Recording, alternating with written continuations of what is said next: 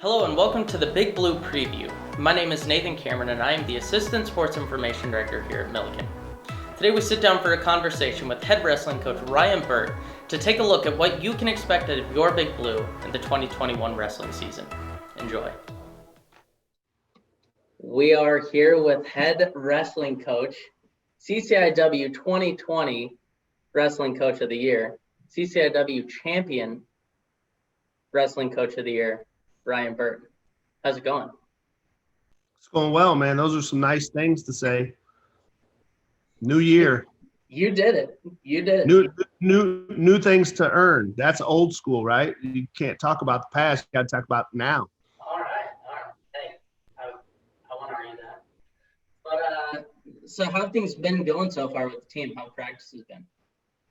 Well, I mean, I think it's different, right? Like, we have to come in different groups. We've got to follow all the protocols, and COVID has obviously changed the game for all sports and how everybody's doing everything, and kind of makes it kind of frustrating. I think lots of people are struggling, just in general, athletes, teachers, coaches, administration. I think that's some of the things that sometimes we just focus on ourselves, and we say, oh, well, how is this affecting us? And we're not really looking big picture. And, that's something we talk about a lot here with our guys. Even though it's practices go well, you can wrestle well in practice, and you can learn and you can develop as a wrestler. But are you learning what it's like outside big picture? Are you learning the stuff with the professors? Are you understanding administrative decisions and why? So I think it's opened up a lot more dialogue, a lot more coaching athlete relationship, because there's more avenues to go down now, right? Before it was life, it was family, it was wrestling, it was school, but it is so many more things to talk to these guys about. So as far as that goes, practice has been going, great. Guys are learning, guys are growing, as well as our relationships outside of wrestling with our guys. So really happy about that. Yeah, and I know that's one thing that you preach. Your whole team motto is to live a championship lifestyle. And you mentioned earlier this year that as a coach, you want to see them succeed on the mat, but you also want to mold them into successful young men, however they deem success as. Right.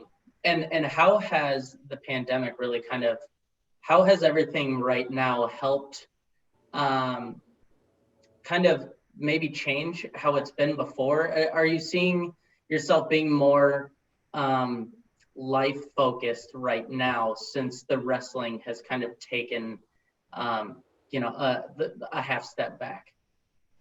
Yeah, I mean, I think it just goes back to, again, priorities, right? Like before, it was urgency all the time. We got this meet, this is what we're focused on, circle this date, let's get there, let's make sure we're peaking and ready to go. And you've been able to and I preach with the coaching staff all the time, who I do want to talk a little bit about as well, who are fantastic. But it's development, that word development, and it's so broad. We don't have to be as urgent, right? So we can take a little bit more time with our guys. We don't have to hurry through things. And, when it comes to the X's and O's, it's kind of like, hey, we're not just going to get 15 reps here. We're going to get 800, So it's like, that type of has changed a lot, because we don't have that exact date this fall, right? So the urgency, I think, has dropped. And yeah, to answer your question with that, I mean, I pay attention to other stuff. I mean, are you paying attention to Indiana football? I mean, the other day there was this coach, the head coach was being interviewed, and these players were running off the field saying, this is the greatest coach in the NCAA, and they were hugging him. You could see the love, right? And that's a guy who's not just changing the guys on the field, they're changing them off the field, because they, you could see the family. So yeah, like you started that question with preaching the live a championship lifestyle. That's what we want here, man. At the end of the day, reality is they can strip your national tournament. They can have a pandemic going on. And if you don't love your guys and your guys don't love you, how do you get through it together? Exactly. So you said you want to talk about the coaching staff, and that was actually the next question on my list. So, you added Evan Betts, who graduated last year, a member of the team since it came back, I believe. The second year. The second year. On top of, an all-star kind of cast that you already have with Chris Williams and Jason Eckrod. So tell us a little bit about your coaching staff and, what they bring to the table. Yeah. I mean, and again, I'm a big movie buff, right? Like, so I just take things, and I think I'm the baby of four boys. My brothers, we always watch movies from the 80s, just funny one-liners and stuff. And I feel like Harry Stamper, right? Like, I got to stay back on the asteroid in Armageddon and kill it, but I'm sitting there giving a speech saying I couldn't have done it without you, Chip. You know what I mean? Yeah. And stuff like that. And these guys are like my brothers. They're family. I look at their lockers. I know what they bring to the table. And we complement each other so well. And I'm looking forward to that for Evan here, second semester too. He has been battling his CNA tests over and over and over. And I think he's got one left to take into his career because he was hired as an accountant. So we are super excited to get Evan back in the room. But again, his career and employment take first place. So we've only got to see him sparingly. But Jason Eckenrod, I mean, he's salt of the earth. You know what I mean? And he can say all the things that politically I can't say, right? And we joke about that sometimes, and he laughs at me because sometimes I have to be nice and I have to walk on eggshells, and hell, he don't have to, right? And Chris, who we've watched grow from the time he's been here to the struggles he's been through to now being a father of three with another one on the way, going to soon be four, and a wife, and just the development he's had as a person. I mean, that is live a championship lifestyle. Mm-hmm. Like I said, I get people all the time that have heard his story but haven't heard it in detail that'll say, hey, can you tell me in detail? And when I get done telling the story, I mean, they're moving, emotionally. Like, it's like, wow. So just that. And then, you throw in Benzo, our trainer, Ben Clausen. I mean, yeah. The guy used to be the Seattle Mariners trainer, and he comes to Decatur to marry the love of his life, to be a trainer of a sport he's never even seen, right? And he's a rock star. Like, we just I don't want to disrespect any of the trainers at Millikin, because I know how sometimes people get that, but we got the best one. He's definitely he's our guy. He's our guy. He's probably your biggest cheerleader in the weight room. From what I've seen, he gets just as pumped as the other guys do. Well, and here's the thing, like, so we had Mo, who was unbelievable, and we love Mo, and Mo's part of our family, and then he left and went to another hospital, and then we got Ben, and he came into a situation where everything was kind of just in Millikin in general, adding more guys, different sports, whatever. And he come in, and I told him, I said, listen, when you are here, you're a part of our program, you are more and as important as the head coach, as the wrestler, as the guy who cleans this facility. You're right. Like, nobody here is above anybody. And I said, I would like to have you help me with the strength program to the point where you then take what I want and do it over. And then, it's just gone, and it's grown in so much ownership for each person, including our man Vince, who cleans the place. I mean, he comes in and takes care of the facility, and it's family. You can't do it without him. So I know you said new year, new goals. You got to move past the past, but let's talk about the past for a second. All right. Last year, you guys won your first CCIW championship since you're bringing back the program. In the school history. Oh, really? Okay. Yep. So the first CCIW championship in school history you brought Yep. to Millikin after resurrecting it from being dormant. So how is that momentum from last year? How was that kind of carried into this year? I mean, I think it crosses something off the list. Once you've done something once, I think it's easier to do it again. I felt like, I've told people the 2 years before last year, I felt like we had the opportunity, and especially the year before. I mean, I was like, it's ours to lose, and we found a way to do it. And this year, this team had to scrap, North Central and Augustana and Wheaton and Elmhurst had some very talented kids at different weights, and North Central was probably the favorite by far. But when you go into a tournament setting, being able to position ourselves in the right seeds and picking up wins and bonus points was something we talked about a lot, and we just watched it unfold in front of us. And I think the guys, sometimes when you're an athlete, you don't think like a coach, but again, the way we project our minds as coaches here on our athletes, we put them in a coaching seat and said, listen, this is how this is going to happen. And I don't think it's just the momentum of winning that, but it's the growth of the kids who got to look through a coach's lens and go, holy cow, this is how we do it. Mm-hmm. So I think not only do they know how to do it physically, but mentally they brought so much more through understanding what it takes to win. And I think we're hungry. I mean, we're not satisfied. I mean, it wasn't like, hey, we're going to start this program, and as soon as we win a conference title, boys, we're going to party and it's done. No, we're frustrated. We haven't had 5 of them already, mm-hmm. So we're moving, we're going, foot on the gas pedal. So, back to that championship season again, kind of continuing on that, as a coach, and as a father, you had 2 on the team last year, Tristan and Braden. Tristan, who graduated. Braden, he hasn't graduated. He hasn't graduated. So he'll be wrestling this year. Oh, he is. Yes. So you're returning your 2 sons to the team, who won their weight classes last year. What did that mean as a coach and as a father of those 2 on the team, and then just kind of as a program as a whole? What did winning that championship mean? Did that kind of validate bringing back a little bit? I mean, obviously you said that you're hungry for more. Oh yeah. But did that mean something? Just what did that mean? I would tell you that I've had the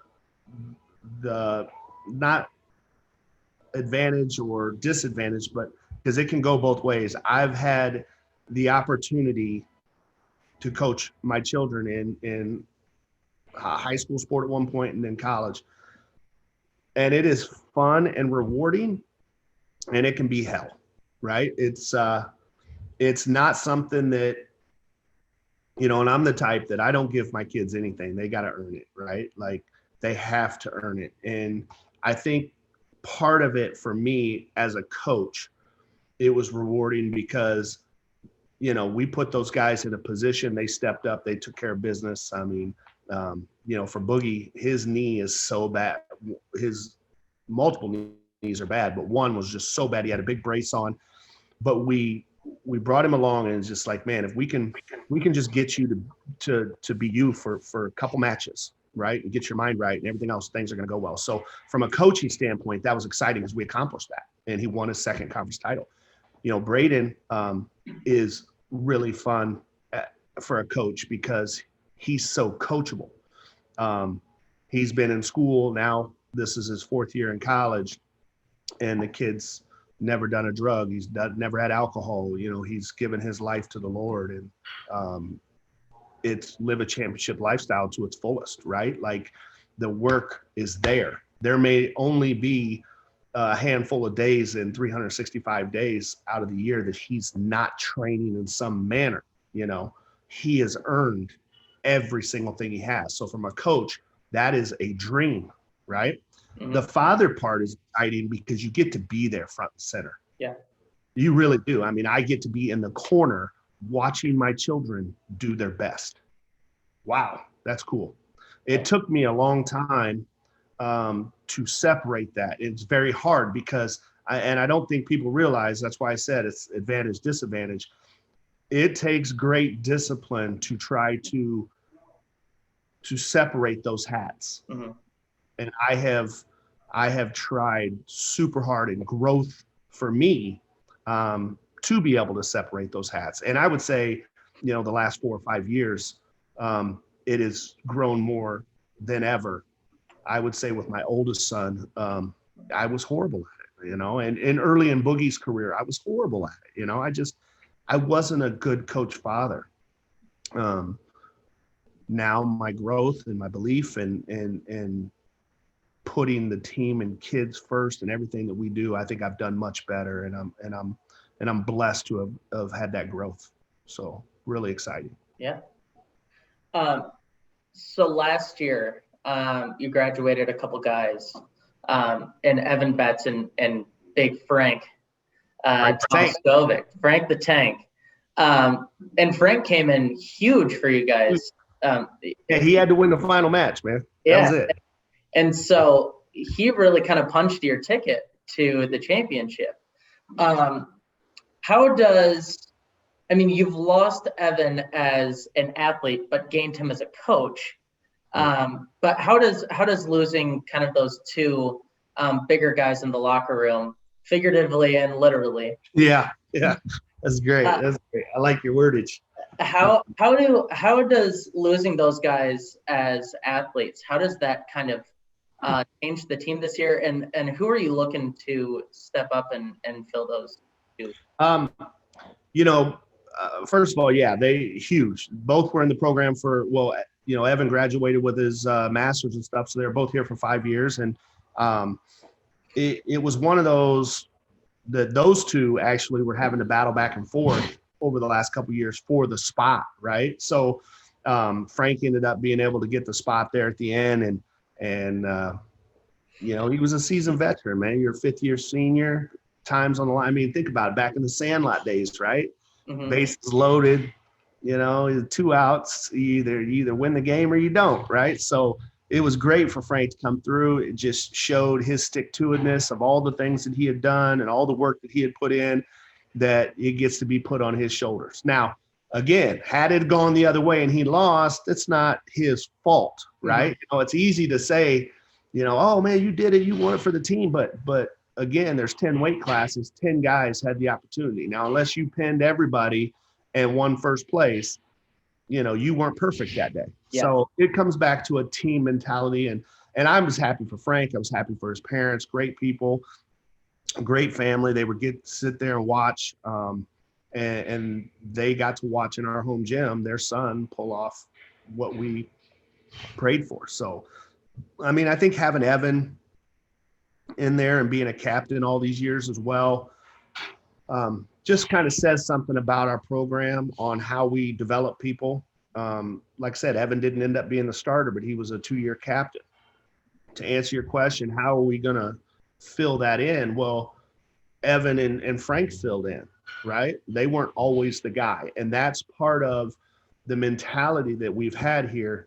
Brian Marshall, who is one of the greatest people on earth, okay? He would get mad at me all the time because we'd have these really lopsided duels, but yet we're ranked top 15 in the country. And I would say, oh, okay, what about it? Well, why are we losing like that? And why did you put those guys in? And I said, listen, I'm never going to be a coach that's worried about being like these coaching records and stuff. Like that type of stuff doesn't get me excited. Mm-hmm. What gets me excited is, and I just did some figures so that I'd have accurate stuff for you.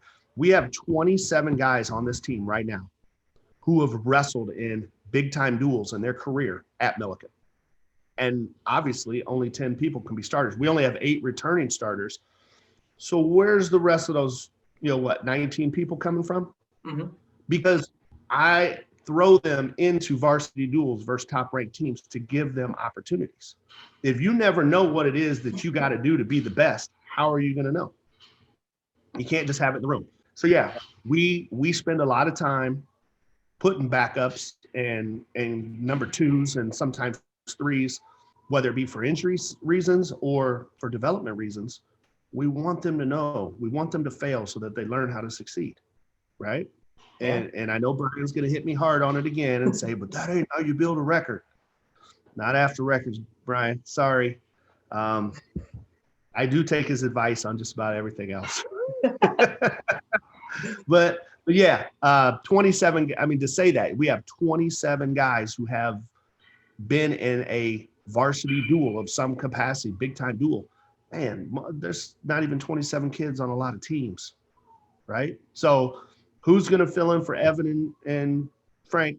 Well, there's a whole bunch of kids ready to have their shot, ready to return as a starter and make some noise, or an upperclassman that's ready to break out. That's who's going to fill that seat. So mentioning those starters that are returning, you've got a pretty solid group of guys returning, including all of your All-Americans from last year, which is 4.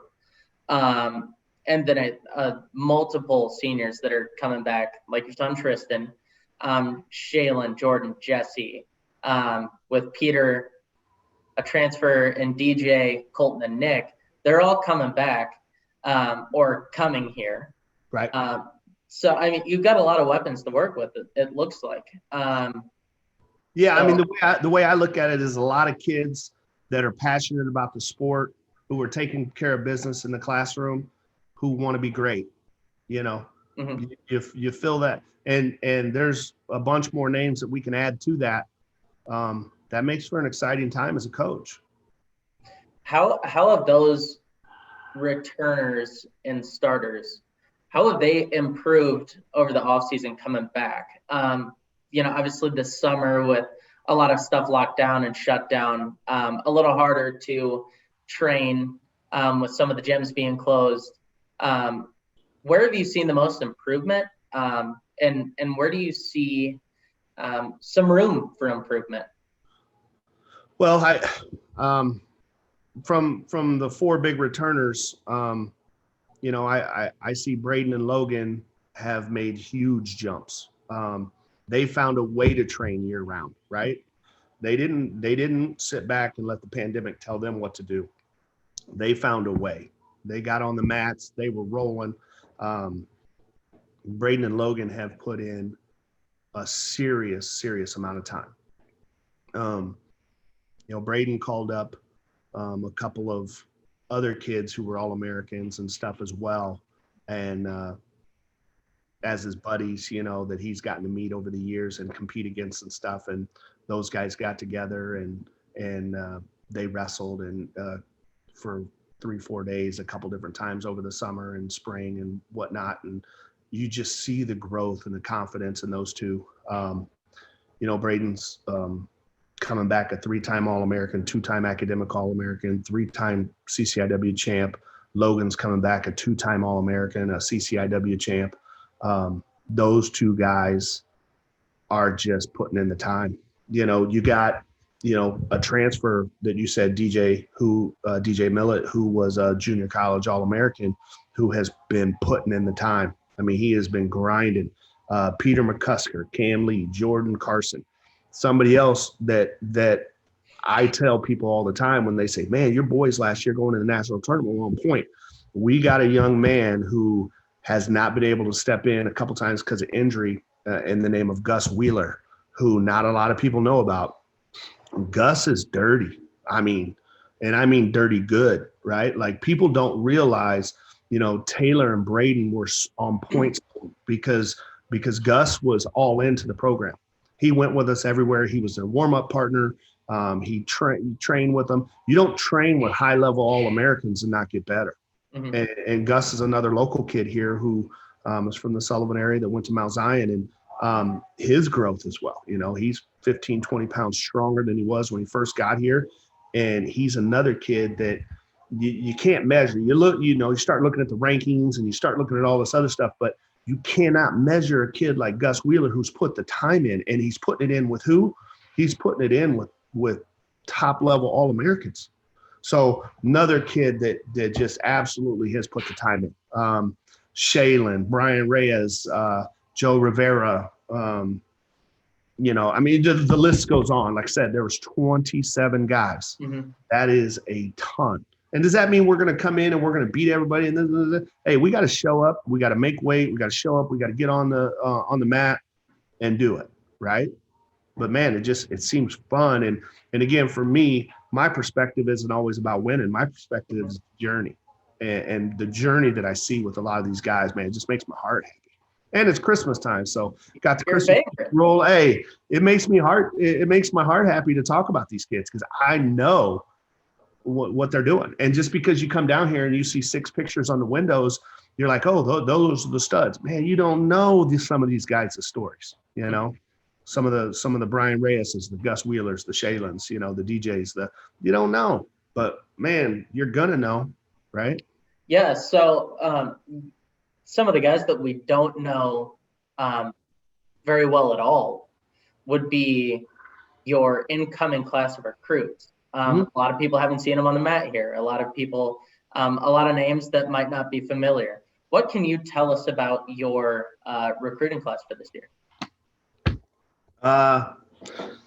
Area kids, California kids, Tennessee. We got, so a mixed bag of where they're coming from. Had a couple transfers. So we had a transfer from McKendree, who's from Springfield, who was high school teammates with Brian Reyes here. Have Nick White, who's a transfer from Triton, who was Jordan Carson's teammate. DJ Millett, obviously, grew up in the 618, knows a ton of the kids around here that are on this team, and he's come in. And then, freshman-wise, we've had, we have a state champ, couple-time place winner that just signed up and got all the stuff in to school this week. Micah Downs, who was from Clinton and Unity High School. Cade Scott, who was a runner-up from Unity. Dejon Glaster was a runner-up from Tennessee. Got 2 studs from Mount Zion, Lucas Eagle, and here's another kid who has continually grown, who I think a lot of people are going to sleep on. Caden Owens, who was a 100-pound soaking wet at one point. Now he's 180. Growing 6'2", 6'3". He's not done yet. Hell, he's going to end up being a 97-pounder, 84 before it's done. So really excited about that type of growth, watching that. That's like the Evan Betts story. Come in at 185 and you leave at 260 jacked, and you get the nickname Diesel, right? So that's a growth. A couple really, really good guys who I think the sky's the limit for from out in California. Omar Rosas, who was a 2-time CIF champ, and then Hamza, who actually getting ready to have surgery. So he's going to be delayed a little bit. Ruben Silvas, Nathan Melton, Michael Boyd, Evan Rivera, Trey Piercy, all these guys. I just think, again, they're coming into a program, like you like to say, fresh off a conference championship, fresh off of a three-time top 2 finishing team. They're seeing the development, the growth from the hard work, the work ethic, the how we treat each other as brothers here, a family. I'm excited, man. Like, these guys are the future, right? Yeah. These guys are, I think we have 17 seniors this year. But here's the scary thing, right? This year, they're not checking eligibility or semesters or seasons of eligibility. So how many of these guys now want to come back and get their masters, right? They got a year of eligibility. So I'll have those individual meetings with guys here before we leave for break, or right after break. We start doing our one-on-ones again. We try to do that 3 times a year just to make sure we're on top of our guys. And I have a feeling, well, I can tell you right now, Braden wants to come back. Logan wants to come back. Taylor had said he wanted to come back. Those 3 alone are, scary dudes. Yeah, come on, man. Scary Seriously. dudes. Like. So What can we expect from the team this year when you guys hit the mats? I think you can expect that we're going to battle. I think we wrestle whistle to whistle. We give everything we got. We stand up and shake hands like a man, whether we win or lose. I think that's what you'll see. I think you'll see a bunch of really tight-knit family-like people that want to win together. I think, one of the really cool compliments that I had been given was from a peer coach here.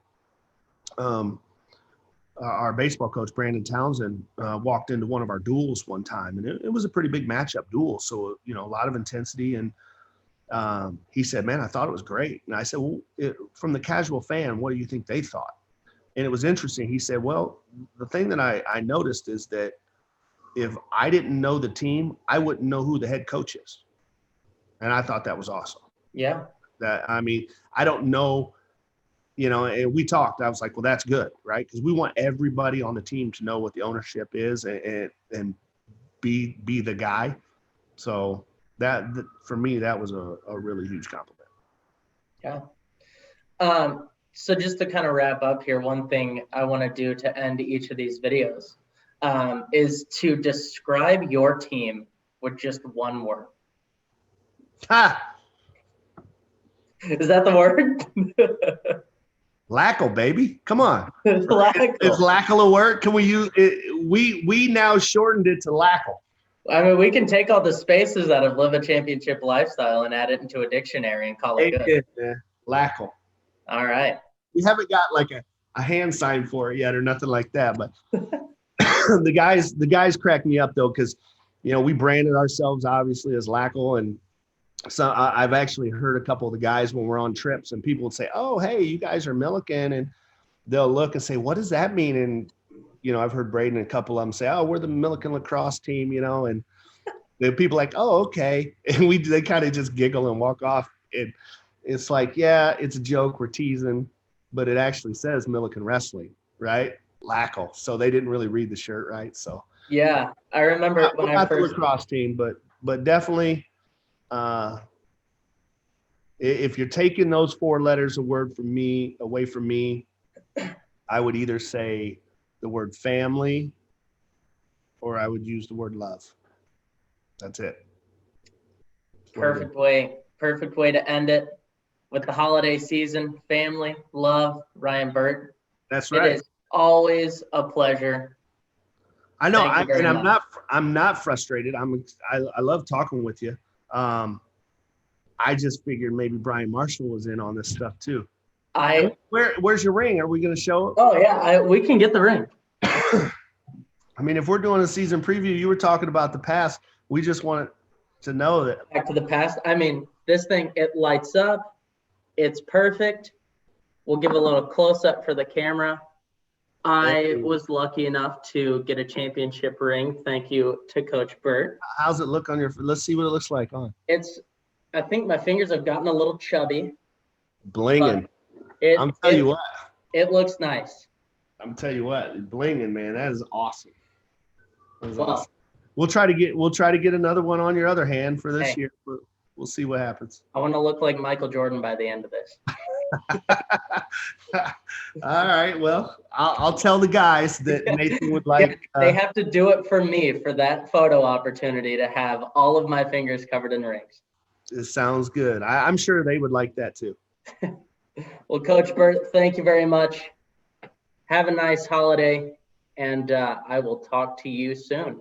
Hey, and Santa will be here in 15 days, man. I hope you've been a good boy. Hey, I'll stop down and find out because I know how much you deck it out down there. Hey, you got it. See you, man. Talk to you later.